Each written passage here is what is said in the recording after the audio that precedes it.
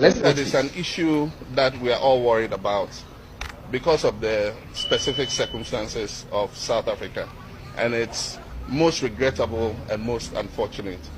I think that the young people of South Africa do not know what happened before they gained their freedom. The whole of this continent stood behind South Africa. The whole of Africa stood behind South Africa to fight against apartheid. I remember all of us growing up as secondary school children, went on marches, we were part of the African Youth Command, we demonstrated, we boycotted classes and all that, all in the fight against apartheid.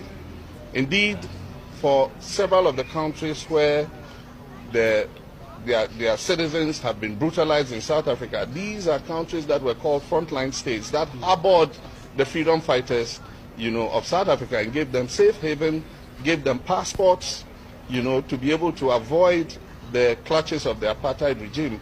And even Nigeria, even though not a neighbor of South Africa, was considered a frontline state because of the economic contribution that Nigeria did to the ANC to be able to liberate South Africa from apartheid.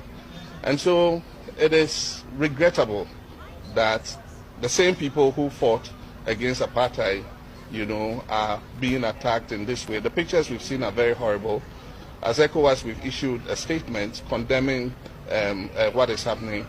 The unfortunate thing is this is not the first time. It keeps flaring up.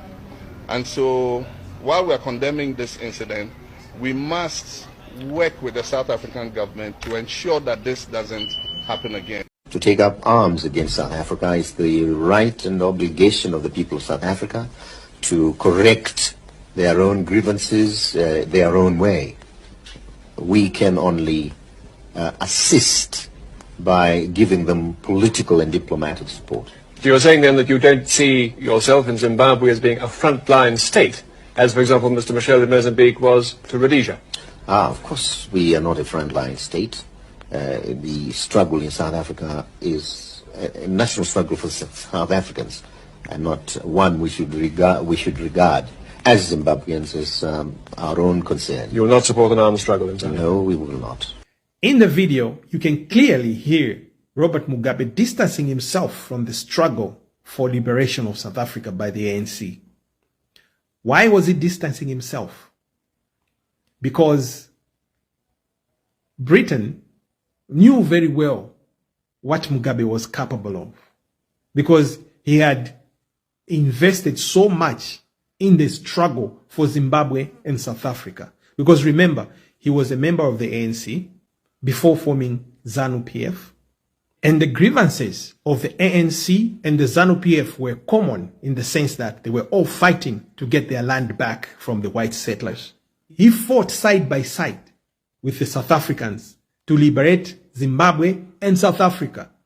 The British were worried that now that Mugabe has the state machinery at his disposal, because he's now the president of Zimbabwe, he has the army of Zimbabwe, he's the commander-in-chief now. He has the whole country, the territory, and all the might of the Zimbabwean people behind him. What is he going to do now? So they were very worried. And remember, the land in Zimbabwe and South Africa was still in the hands of the white people. So Mugabe and ANC leaders agreed that it was going to be premature for Zimbabwe to press on for their land before South Africa was free. Do you hear that?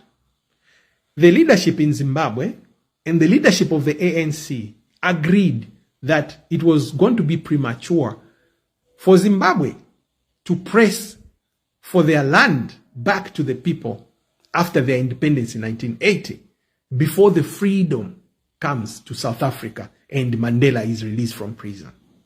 And they agreed that Mugabe is going to wait. And Mugabe was selfless enough to wait. This is why when he was being asked about his support to the armed struggle of the liberation of South Africa, he said he's not part of it. Because remember, these BBC, CNN are all spies. They spy for their governments. And when they ask these questions, their government leaders are watching and they are looking out for the answers. and they'll be making decisions based on these answers. And Mugabe was smart enough to know. The truth is, he was part of it.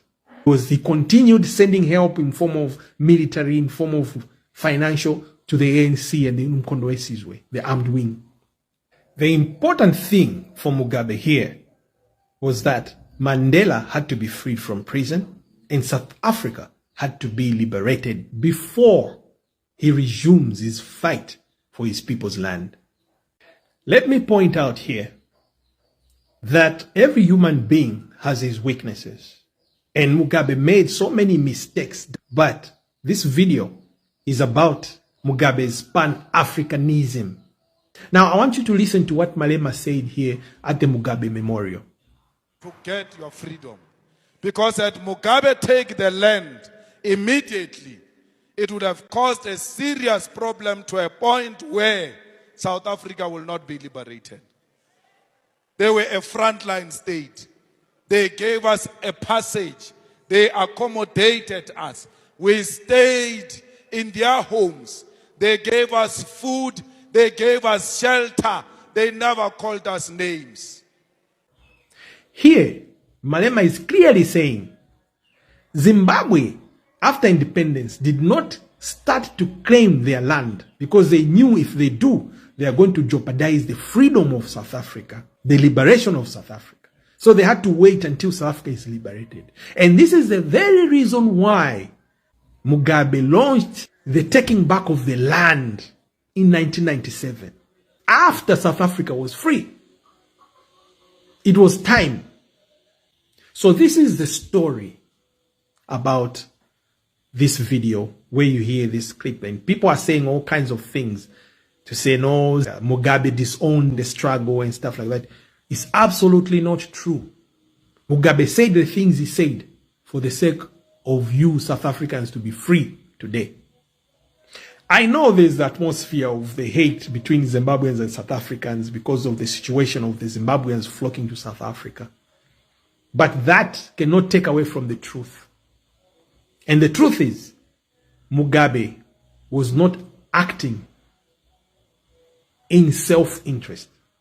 He was acting in the interest of the entire South Africa.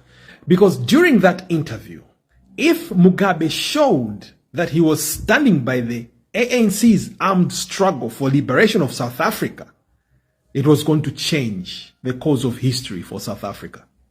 Because if he started asking for the land, you heard what Malema said. If he started claiming for the land, South Africa would not be free. Because they would say, look, these guys, if we free them, they're going to take the land. I thought I would share this. Have a good day. What do you guys have to say concerning this video? After Ghana helped South Africa and gained their freedom, now South Africa is sending other countries away, including Ghana, even Zimbabweans. They are sending them away because they came to South Africa illegally. Please, your opinion is very, very important in the comment section, and don't forget to subscribe to this channel for more updates like this. I remain as Sir.jay.g.